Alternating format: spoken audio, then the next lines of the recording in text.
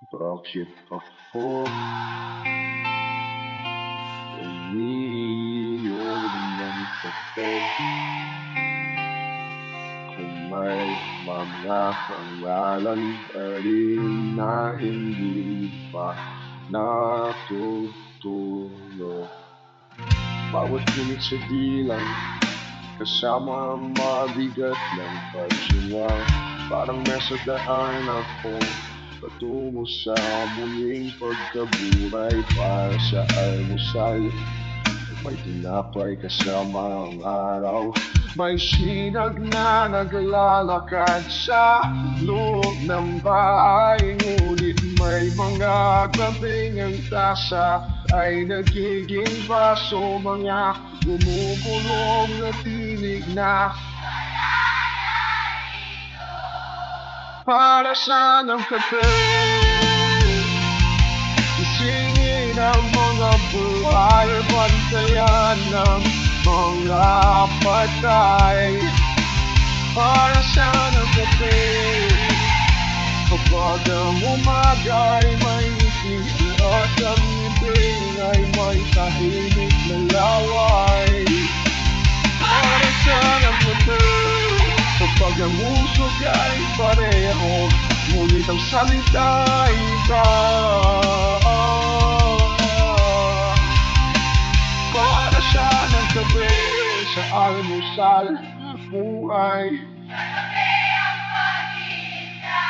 Dalito mo sa tabi ng mga patay, sa malamig na bangketa, laluan pa rin ang tasa.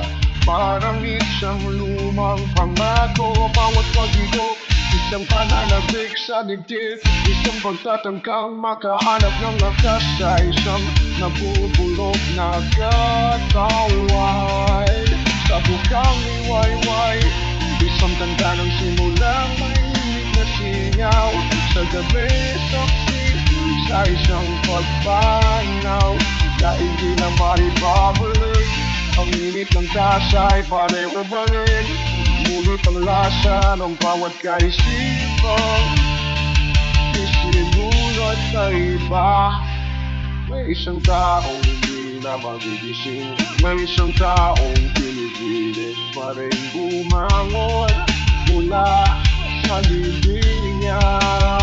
Ako habang pinapalo ang aking sarili sa kawalan, ay umaarap sa tasa, ay nananalangin na sana hindi mawala ang kahulugan ng babala ng singaw. Kapagkat sa umaga ang mga patay ay bababa sa lupa, ang mga buhay ay nangangailangan pa rin ng tinapay, katahimikan at kapangyarihan. Kaya umiinom ako ng gabi na parang isang pag-uusap sa almusal o sa isang lubing. Kapwa pamamahala ng sakit para sa ng gabi. Isingin ang mga buhay o bantayan ng mga patay para sa ng gabi. Kapag ang umaga ay maingiti at ang libing ay may tahimik na laway para sa ng gabi.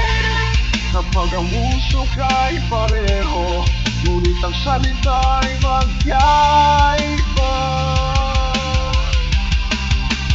para sa ng gabi, sa almusal, buhay.